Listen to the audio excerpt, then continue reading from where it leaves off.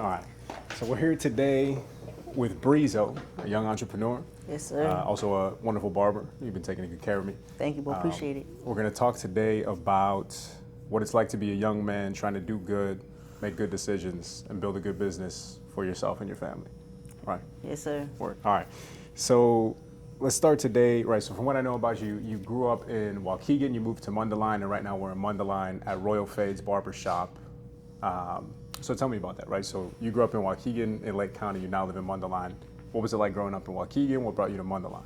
So I lived in Waukegan for 10 years until I was about 10 years old. Okay. Were you born over there? Yeah, I was born in Waukegan. Okay. And all my family's in Waukegan. Most of my family's in Waukegan around that area. So growing up in school in Waukegan, usually it was cool, but I got into my first fight when I was in second grade. In the second grade? All right. Then you remember what it was about? What was it about? Honestly, I just remember I was chilling and a kid threw a basketball at my nose. So I grabbed my group of friends and they grabbed their group of friends and we kind of just fought. Yeah. It was just something stupid. Did y'all get expelled or get No. in trouble for that at all? No, we didn't get in trouble. Okay, cool. It was just like something, you know? But yeah, to learn to fight when you're younger in school. And when I moved to Mundelein, it was very different because like the kids were not as like loud and they were like very quiet, like to themselves. And I wasn't used to that. I was used to like more hyperactive kids, you know? Mm-hmm. So yeah. Okay, so what does that mean to be loud? And then like fighting in school in Waukegan, was that common? That happened a lot? I mean, yeah, it's common, like, cause I feel like it's more common to fight over there, especially as a kid. Cause like when I came over here, there was like no fights. You know what I mean? Right. That's a good thing. I mean, I guess we was the only kids that was fighting cause we was bad. But I mean, I don't know who's fighting in second grade. You know, maybe somebody was. But Sure. like Was it always that mentality, like you said, like you had beef with another dude, but you guys both grabbed your friend groups and then all you guys duked it out? Like, was it always that sort of mob mentality? Yeah, it's always that. Yeah. Even when you move here, like it's the same thing. You get into their group, they don't like him and he don't like him, and just get into each other. You know? Right. So, Okay. Yeah. And then 10 years old, that's what, like fourth grade, fifth Yeah, grade? fourth grade. Okay, so then you came over to Mundelein. Whose decision? Why did you come to Mundelein in the first place? My grandma and my mom, they just was tired of Waukegan. They lived in Waukegan their whole life, and they didn't really want me to go to school in Waukegan, cause like it's known that the schools in Mundelein or Vernon Hills or like Stevenson, like those are good schools, you know? Yeah, absolutely. They have a good reputation, so Right. obviously like they want me to go there to Yeah. have a better education or whatever, you know? I got you. So the parents' desire, the mother's desire, the grandmother's desire to get you the best education so that you can be successful as a kid, right? Yeah. Cool. All right. And now, so tell me about your grandma. I know that you mentioned that your grandma, she's been a big influence and a big inspiration to you. Yeah. Like, what could you tell me about her? Where is she from? My grandma? All of that. Well, she from Texas. She came from Texas. She moved to Waukegan Nice. when she was very young. She came by herself to Waukegan, Okay. and she started to like. When she came here, she was with one of her ex-boyfriends, and he was very like abusive to her, and he treated her like very badly. And he was on crack. He was high on crack too, so he was a drug addict. And my grandma, she lived with him, and when they stopped living together, she was living with my godmother, I guess you could say. Okay. And she had no money, but she wanted to go to beauty school. So she met her teacher in a beauty school when she was in Waukegan, in downtown Waukegan, by Genesee. There used to be a beauty school around there in that area, not on Genesee, but like in that area, you know what I'm saying? Okay. And she remember wanting to go to beauty school, but she had no money. So she was living with my godmother, and she had got a check for $1,000 in the mail, and that's how she'd be able to go to beauty school. And that's basically how she started her like career, you know? Nice. Yeah. And what is beauty school? Is that like, is that cutting hair? Is that doing the like eyebrow threading and stuff like that? Like what is it exactly? Beauty school's like cosmetology school, I guess. Because this was like 40 years ago. this was like way back in the day, you know. So obviously they didn't have like all the cosmetology, like the eyebrows and the lashes and the nails that the girls do. They have at CLC nowadays. Right. But she learned how to do perms, hair coloring, Nice. cutting hair, and all of that. Yeah. And Oh, sorry. What? oh no, go ahead, go ahead. And she made it a career. Yeah, she made it a career. Um, What did that look like? she's been having businesses in Waukegan. She's had over 4 shops in Waukegan. Okay. The current one she's at right now, she's had it for 18 years. She's had the building for 18 years on Washington Street, and she's been owning a business for 45 years. Nice. She's been in this business. And is it the same model kind of as barbershops and the same, right? Like you get a place, you turn it into a barbershop, you get a bunch of chairs, you got to fill them with barbers, and then they go and find their own clients, that kind of thing? Yeah, just like that. Like she's had barbers work in her salons, and she has a lady right now who cuts hair there. But it's basically the same thing. She has her station and her chairs and her shampoos and everything like Nice. that. Sweet. Yeah. You mentioned so after you came over here, I don't know if it would have been before or after, but when you were a teenager, that there were different pressures on you, whether to do good or to do bad. I was wondering if you could elaborate on that, like the influence that your friends had on you, the behaviors that they were engaging in, sort of beyond, I guess, the fighting that you saw in Waukegan, and how that affected you. Yeah, so basically, like, when my family, they moved over here, they thought it was gonna be like, I guess they thought it was gonna be like completely different. Okay. And like, it is still better over here. I guess you could say it is like way better, but you still dealing like with the same stuff, you know, like you're still dealing with people who wanna do like bad things, or you're still dealing with drugs. Like as a kid, like, I got introduced to smoking weed when I was young. I was like 11 years old, and it was here in this school that they thought I was gonna do better. It was a school where I started smoking weed Right. and doing drugs, and like, I mean, I guess weed is not the worst thing in the world, but you're still not supposed to be that young, Yeah. getting high and like being bad and stuff, you know. Yeah.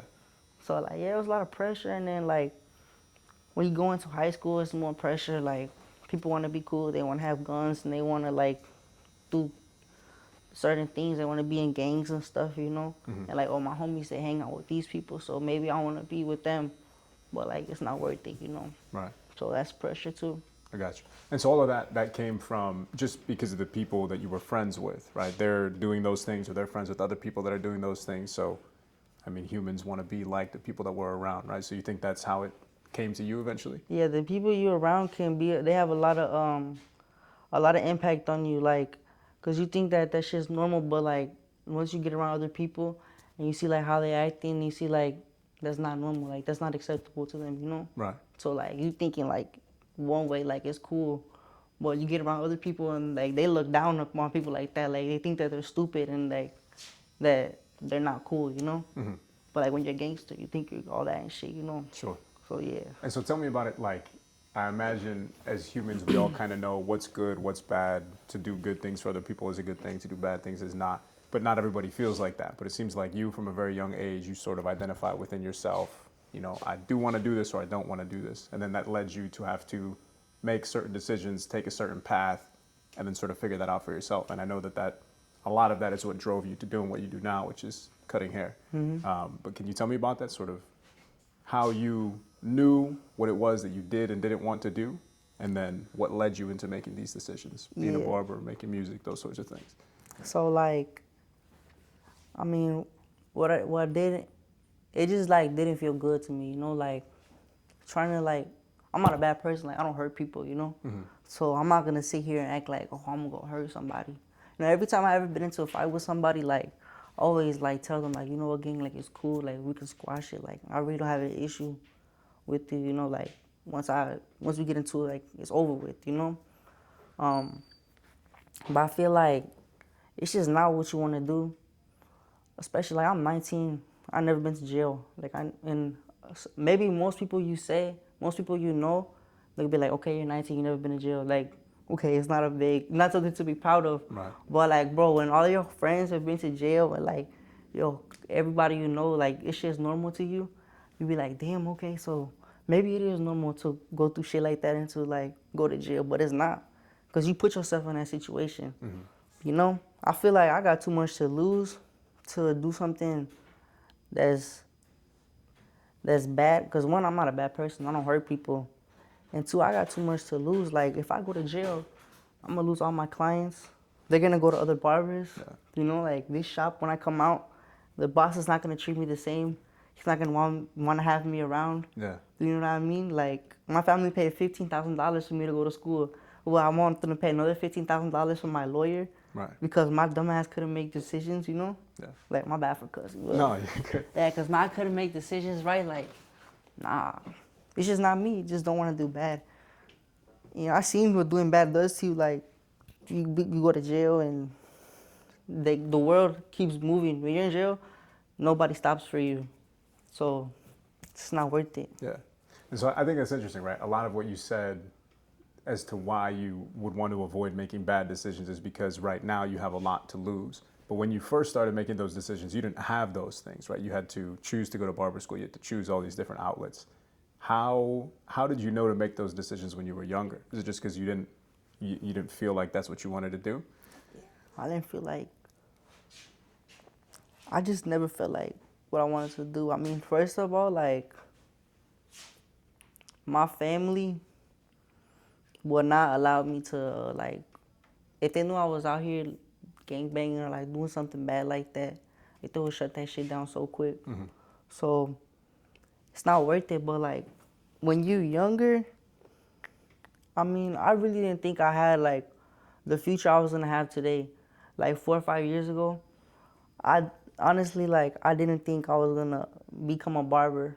You know, I thought I was gonna, like, somehow, some way I was gonna find out, like, how to be a street dude and, you know, blow up off of rapping and shit, like, because the image I was putting out when I was making music 4 or 5 years ago was like, it's a different image than I want to put out now. Mm-hmm. You know, because when you put out an image, you gotta ride with that image, because if somebody catches you and they want to see, like, oh, you doing all this, you doing all that, well, how come you're not like that in real life? Yeah. That's not something that you want to do. Right. It's just not, if it's not in you, then just don't do it. Yeah. It's simple as that, you know? Okay. Tell me about this. So you talked about rap. I know that you mentioned you had cousins that were a big influence when you were younger. As men, I think, you know, your fathers, your brothers, your cousins, your family, and then like your friends, right? We like to learn from the people that were around. I can relate to having older male cousins that taught me a lot about what it is to be a man, what's good and what's bad, right? So I know that you had some male cousins and they were an influence on you. What can you tell me about that? My male cousins, I mean, first I want to start by saying that they're part of a gang. Okay. You know, that's out here. They're part of a gang called the Kings. Latin Kings? The Atlanta Kings. Yeah. One of, like, the biggest, like, dangerous gangs in Chicago or whatever. Okay. But they're also the most hated, too. Really? Yeah. Why is that? Because the Kings, they have too many, like, ops, and they have too many people who don't like them. So that leads to a lot of problems, you know? A lot of people, they don't like me because of my cousins. Even though I'm not a king, they still, like, gonna treat me like one, you know? Mm-hmm. Like, as an op, they gonna treat you like one, you know? I had people that come up to me and think I was this and I was that. Yeah. It's because of my cousins, you know? Right. And I look up to my cousins. I look up to my cousin BK. Free my cousin BK. Free my boy Los too. Free both of my cousins. I look up to my cousin because growing up, he was just that guy. You know, he had girls. He had money. He had tattoos. Like, he had fresh clothes all the time. Always had girls. Always everyone wanted to be like him, you know? He just had, like, that energy, high ego. Yeah, he was a confident dude. So I looked up to him, you know what I'm saying? I don't look up to him, like, right now. But, like, he was a big influence on me and what I wanted to be like. I always wanted to impress him. I always wanted to impress him and my dad. And, cause my dad, he also, you know, he with that shit too. Like, you know, I ain't gonna say too much, but, you know, they all part of the same thing. So I just always wanted to impress them. I wanted to think like, oh yeah, you know, he with that stuff too. You know, like, we can count on him too. But they don't want me to be, that's not like impressing them. Like, that's gonna disappoint them at the end of the day. Mm-hmm. It's gonna disappoint them because I ain't gonna say they regret some of the things that they did, but maybe if you can go back in time, it will do something different. Right. You know what I'm saying? Because my cousin, I know right now he's hurting. He's facing 8 years in prison right now. Wow. Just for getting caught with a gun. And it sucks because once you get a part of this, like, you have to always have a gun. Yeah. And it's a circle because you're a gang member, you get caught with a gun, now you're a felon. You go to jail, you have problems with people, you get out, now you have more problems on the street. Now you have to get another gun. Now the police know you because you're a felon. So when they see you, they're gonna search you. So it's like a big like circle, you know? Right. And it sucks. Yeah. So you think like the regret that you think your cousins have is not necessarily like because of anything, but because of this path, right? This circle that you're talking about, that slippery slope of like it just keeps going downhill, basically. Yeah, it keeps going downhill, yeah. And they would not be proud of me if they knew that I was trying to do bad things, you know? Because Right. they're proud of me for being a barber, and they're proud of me for being a rapper, and they're proud of me for being an artist. You know, I'm supposed to be the one that's gonna take us out of here. I'm supposed to be the one that's gonna get everybody nice houses and everything, you know? So they counting on me, you know? Yeah. I ain't gonna say like they counting on me, but like, you know what I'm trying to say? Right. Like, I wanna be the one to make sure everybody's good, you know? Yeah. To do right by them, make them proud, but in the right direction. In the right direction, of course. So tell me about music and rapping. Were your cousins a big influence as to why you started doing that? Yeah, my cousin was a big influence. BK, you said? Yeah, BK. Yeah. Because every time he would go to jail, like I would make music for him. Free my cousin BK, always put it in the song. And the shit that they was doing in the streets, it's like they don't talk about it because they street dudes, you know. So it's like it was like coming through me, you know. All this stuff that I would hear that they would talk about, that they would like say, like I would put it in my music, and that's why my music was so raw at the time, because I was really like, I was like, I don't know how to say it. I was like fascinated with like everything that was going on, all the beef, all the everything. So like I was really fascinated, and the music that I put in with a lot of like emotion from them. You know what I'm saying? Like they was living through me, through their music, through my music. You know? That's nice. Yeah. So were your cousins rapping and you were sort of emulating that behavior, or you got into it on your own and you used, you know, their stories, their culture, and you used that to project through your music? How did that start? I use their stories, their culture, because they don't rap. Like, they don't do that shit. Yeah. You know, like, nah. But their people would, like, hear it. And that's really how I got my fan base, through them. You know, like, my cousin, he showed his little guys and shit, and they just took off with that shit. Like, the whole Waukegan was fucking with it, you know? So, like, that's how I really got my name out there, because of them. Yeah. So that's why I always honor them. I always like honor the people who put me on. I'll never forget about them, you know? That's a beautiful thing. Yeah. Let's promote your music, right? Where can you find it? On Spotify, SoundCloud, YouTube? Yes, LulBreezo, LulBreezo on Spotify, Apple Music, SoundCloud, what's it called? Everything, any music platform you can find me. LulBreezo. LulBreezo. Come mess with me. Nice. All right, cool. Yeah. What else? Let's see. So yeah, so you've been making music since you were young. I know that you explained that your cousins, you know, they went on a certain path. They didn't want to see you go down that path. Were they an influence as to why you decided to get into barber school? Did that come largely from your grandmother going to cosmetology school and you saw success in that?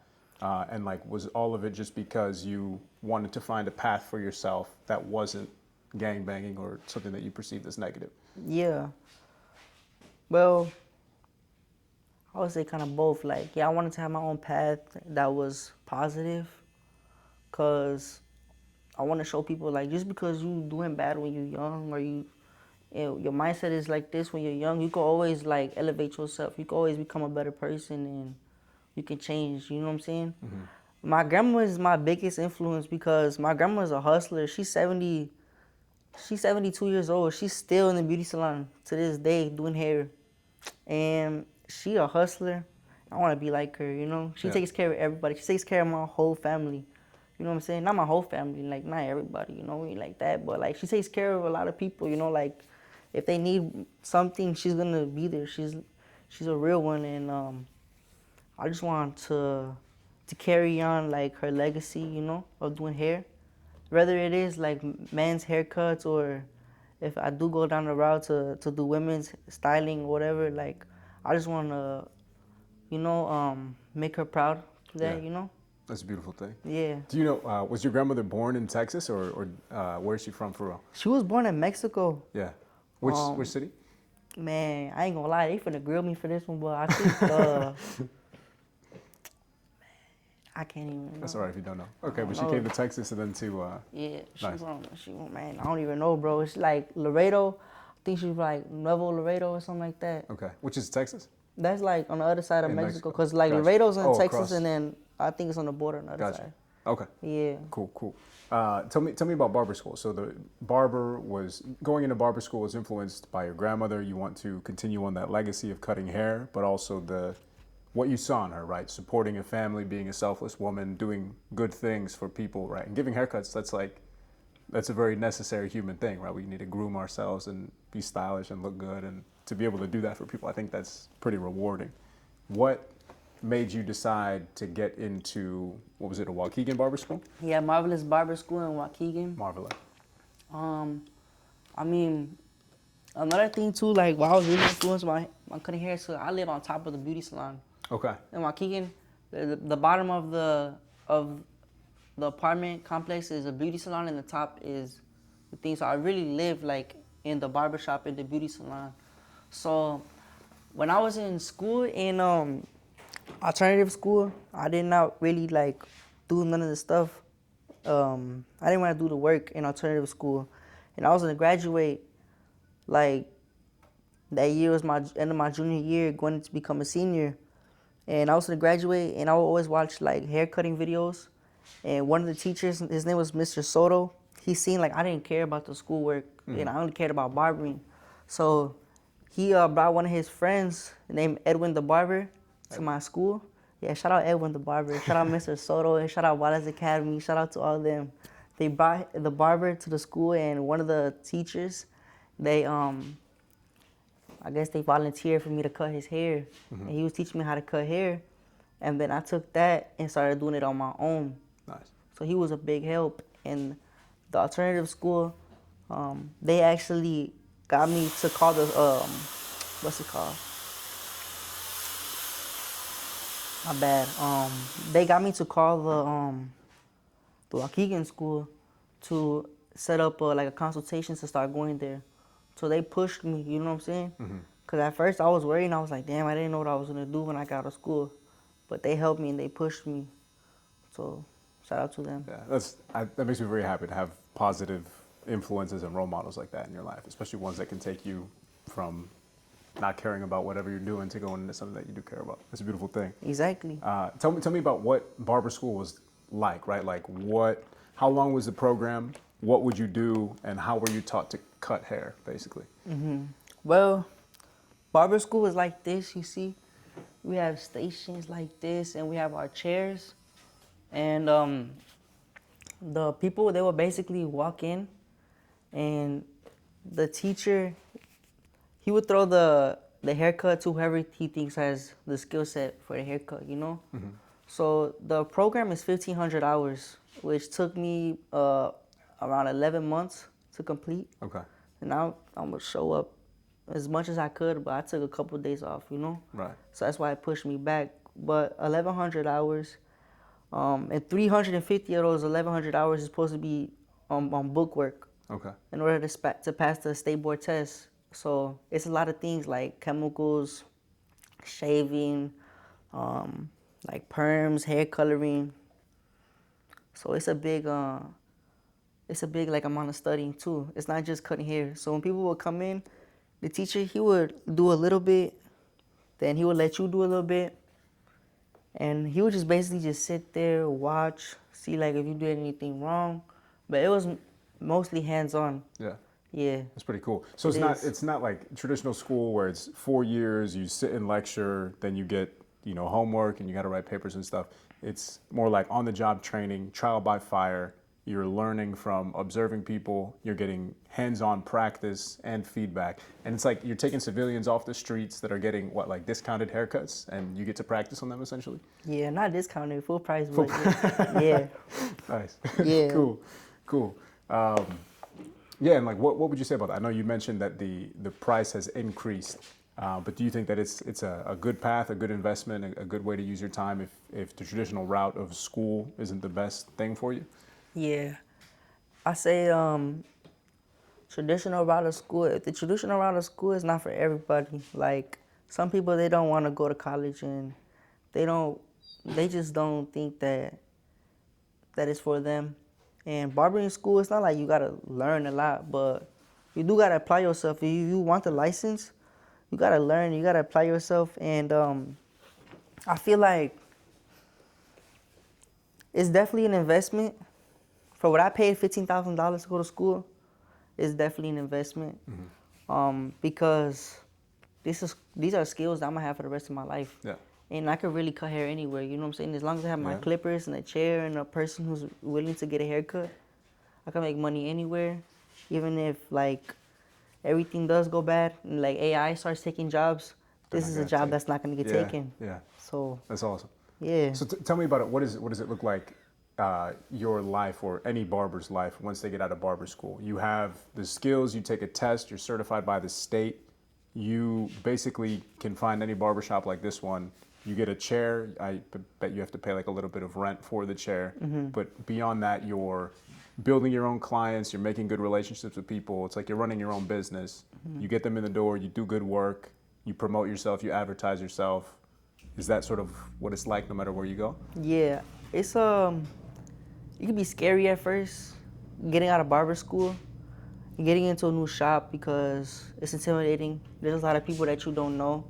Like when I first got here, I was nervous, but then I got to learn that everybody here is good people, and that they're not gonna make fun of me if I do something wrong, and they're not gonna like put me down. That they're people that want to help me, you know. Yeah.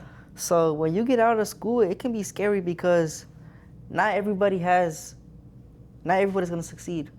Do you know what I mean? Right. Because this is a job where you have to be here constantly. You have to be here. Sometimes I work 7 days a week. Sometimes I stay after.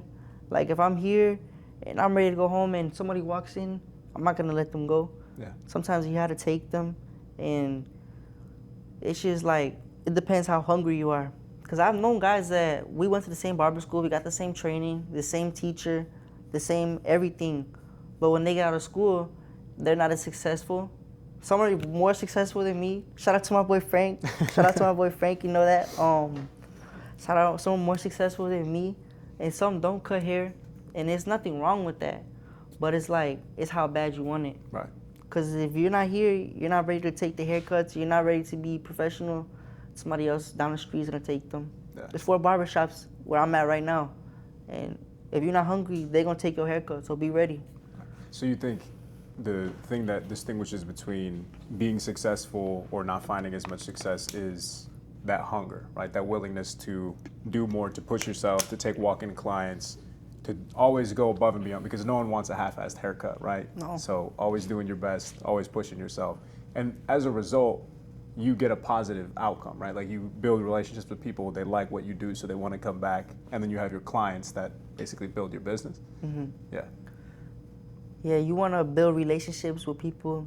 You want to treat your clients good because some people, they come to the barbershop, some people, they don't want to talk. And you got to respect that. If somebody doesn't want to talk, okay, they just want a haircut, they just want to go.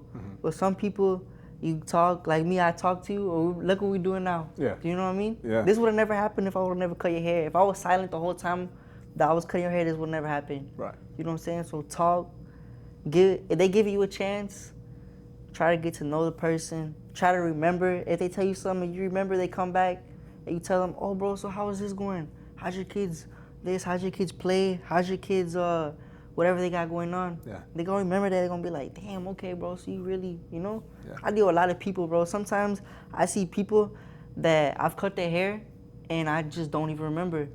You know what I'm saying? And sometimes I see people that are like, damn, I remember you, bro. I talked to you, and we had a good conversation, and how you doing, you know? So it's just like that. Nice.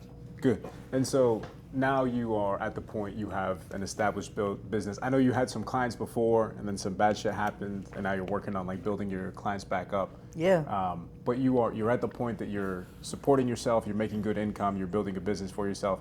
And I know you mentioned that a lot of the people from before, your cousins or your friends or whomever, they're proud of the path that you're on, right? That you're being told that you did the right thing by getting into barber school. Is that correct? Yeah. Yeah. A lot of people are telling me that what I did is good.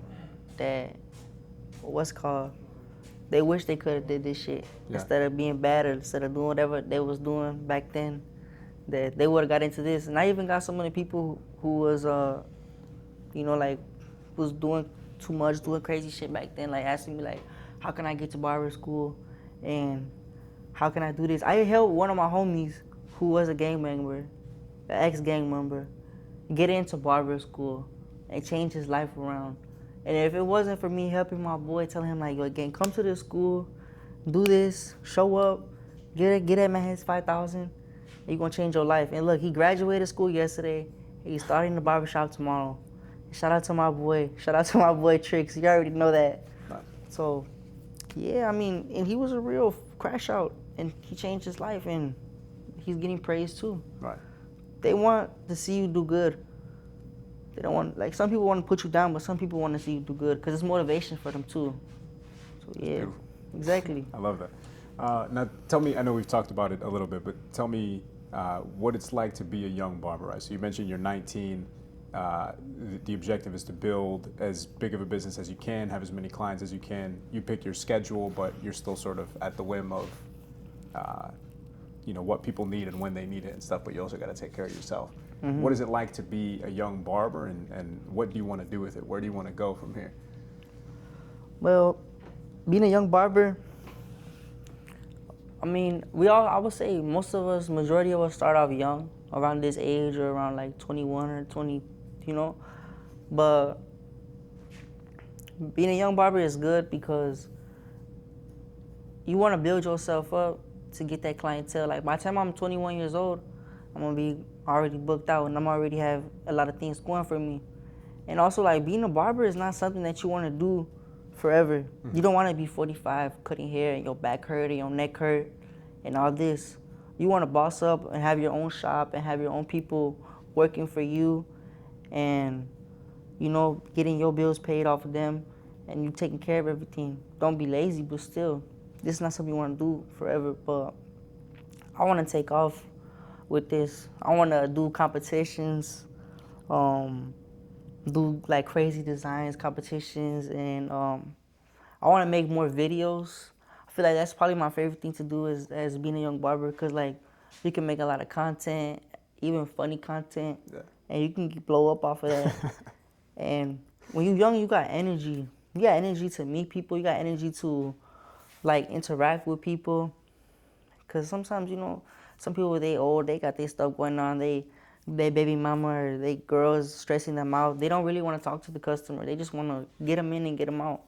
Not that that's necessarily a bad thing, but when you're young, you got more energy and you got more like grind. You know what I'm saying? Yeah. And it's the best. It's the best thing for a young person to stay hungry, to stay doing what you got to do, because it's a lot of distractions as a young man. Right. Yeah.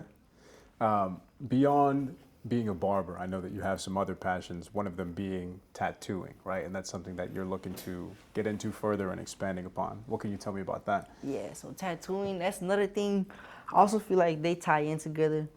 Like a lot of barbers are tattooed and kind of like the business side of being a barber and being a tattoo artist. Like you build your own clientele and you take walk-ins as a tattoo artist and you got to be able to do multiple type of things, multiple type of styles. And another thing, like I see myself in the future having a tattoo shop and a barber shop.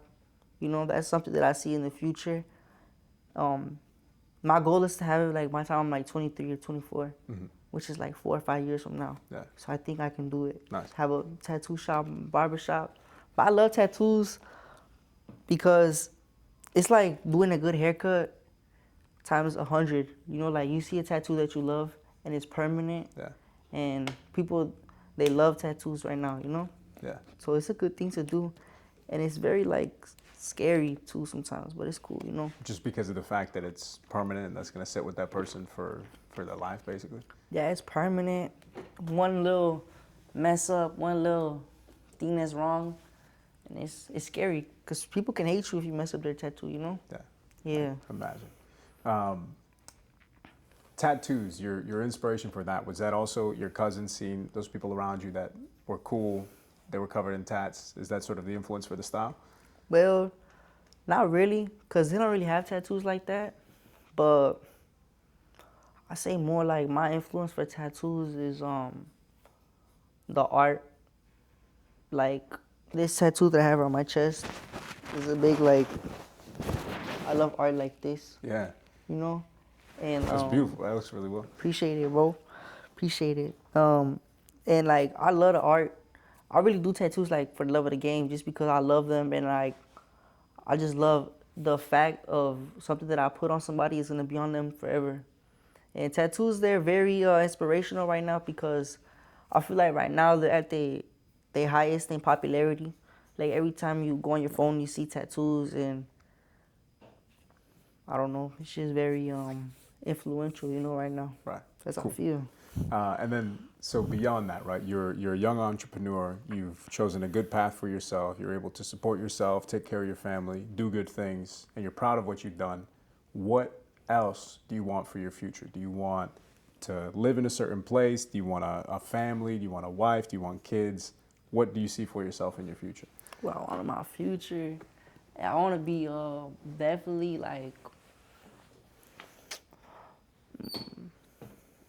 definitely. I know I'm gonna get up there.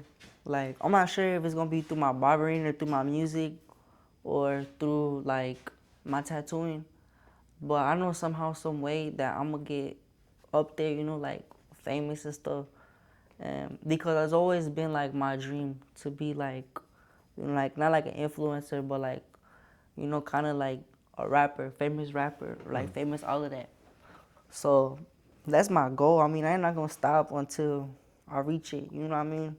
And I know I got the potential to be like an artist. You know what I mean? And to be everything that I want to be. Yeah. So that's really my main focus. Like, yeah, one day I do want to get married, get a little wife or whatever. But I mean, the way that stuff is going right now, bro, I feel like that shit over with. Like, I don't know. I'm not really focused on finding nobody right now. Finding myself and finding my money, stacking up that money, you know? Yeah. Because that's really the best thing I can do. Find the money, find the wealth, have something of value, and then you're going to attract a woman of value. Right. Damn. I really appreciate that as a philosophy, bro. It's a really beautiful thing. Yeah. What else, brother? Is there anything else you want to talk about? Any message you want to give to the audience? Choosing a good path, checking out barber school if school isn't for you. What else do you want people to know about? One more thing I want to say. Just because, like, if you're young and you're doing something that's, you know, it's not good, or just because you smoke, you do whatever, like, people going to try to put you down. They're going to try to say that you're not doing good, but always know that it's somebody doing worse than you. And don't put yourself down. I feel like as a young man, you always feel bad about yourself because maybe, like, I ain't as good as the next person. I don't got a nice car like bro, or I ain't as rich as dude, or I ain't as strong as him, and I don't get as many girls as him, or whatever. Don't be in competition with nobody but yourself, and take some time to appreciate yourself. You know, I know right now it's hard to grow up. It's hard growing up in this time, cause these phones got everybody messed up, and everybody's thinking like all fucked up. But just do something for you. Stay off hard drugs too. Smoke weed is fine. I'm gonna say nothing wrong about smoking weed. We all do that, but stay off hard drugs. Don't lose yourself. Don't get lost in the sauce. And don't let no female trick you out your position, bro. Stay 100. My bad. No, Yeah. I think that's real good, bro. You're a wise young man, wise beyond your years. I appreciate you sharing these things. So check out LulBreezo on all socials for music. Come to Royal Fades Munderline. Yes, sir. Royal Fades, 1523 South Lake Street. Pull up. Breezo the Barber, first station. I'll get you right. We do accept walk-ins and everything. Yes, sir. All right. Thank you for being here, brother. Appreciate you, bro. Appreciate you. Shout out to my boy Matt for giving me the platform. You know, I really appreciate y'all. Appreciate it. Yeah, sweet, bro. Thank you. Yes, sir.